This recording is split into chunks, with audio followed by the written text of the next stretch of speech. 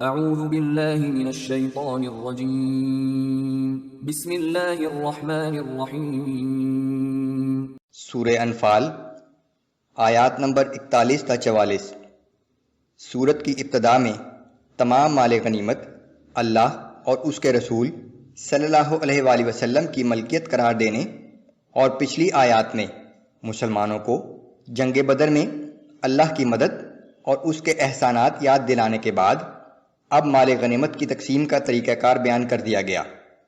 جنگ بدر میں جو کچھ ہوا اللہ کی طرف سے اس کا پہلے ہی فیصلہ طے ہو چکا تھا۔ اعوذ باللہ من الشیطان الرجیم وَاعْلَمُوا أَنَّمَا غَنِمْتُم مِّن شَيْءٍ فَأَنَّ لِلَّهِ خُمُسَهُ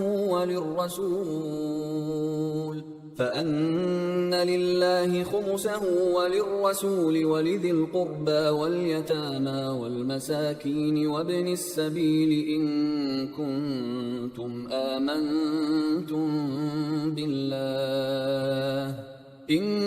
كُنتُمْ آمنتم بالله وما أنزلنا على عبدنا يوم الفرقان يوم التقى الجمعان۔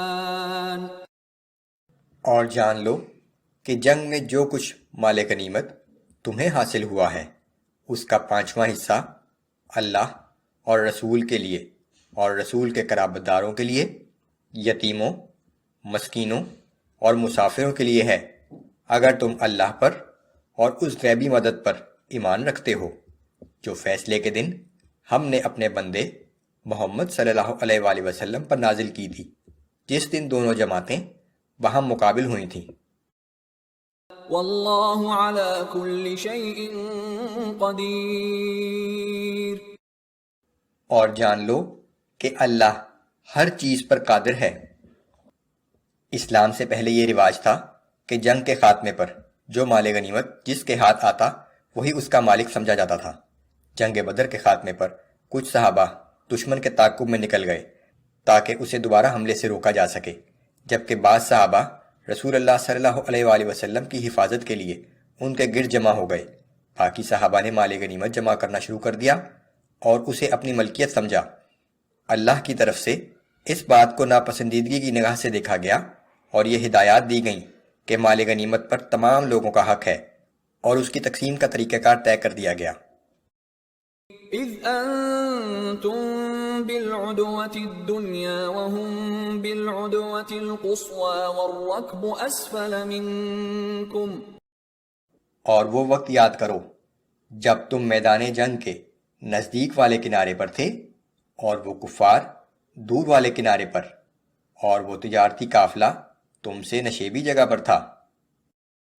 وَلَوْ تَوَاعَدْتُمْ لَاخْتَلَفْتُمْ فِي الْمِيعَادِ وَلَكِنْ لِيَقْضِيَ اللَّهُ أَمْرًا كَانَ مَفْعُولًا لِيَهْلِكَ مَنْ هَلَكَ عَنْ بَيِّنَةٍ وَيَحْيَى مَنْ حَيَّ عَنْ بَيِّنَةٍ۔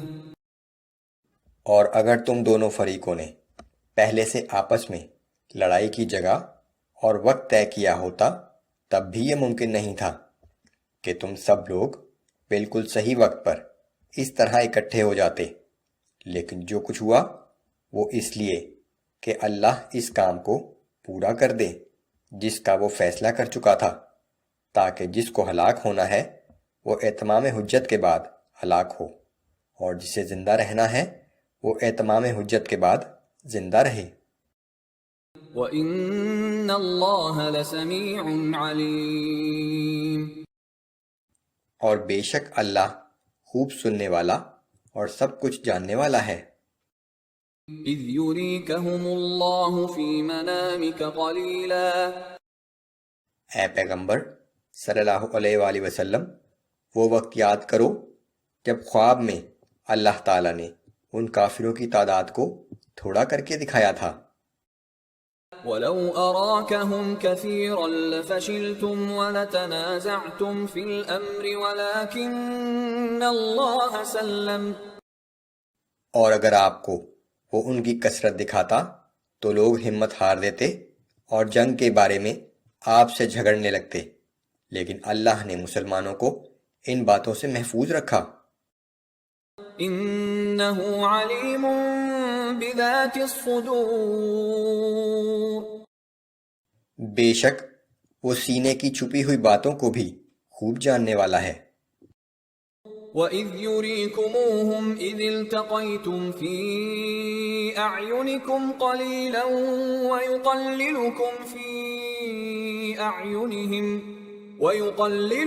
فِي أَعْيُنِهِمْ لِيَقْضِيَ اللَّهُ أَمْرًا كَانَ مَفْعُولًا۔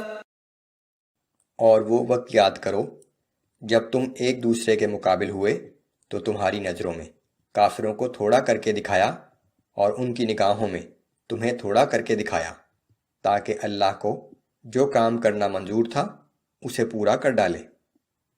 اگر کفار کی نظروں میں مسلمانوں کو زیادہ کر کے دکھایا جاتا تو وہ مروب ہو کر راہ فرار اختیار کرتے اور جنگ نہ ہوتی، لیکن اللہ کو یہ منظور تھا کہ یہ جنگ ضرور ہو اور کفار کے بہت سے سردار مارے جائیں۔ وَإِلَى اللَّهِ تُرْجَعُ الْأُمُورُ، اور سب کاموں کا انجام تو اللہ ہی کے پاس ہے۔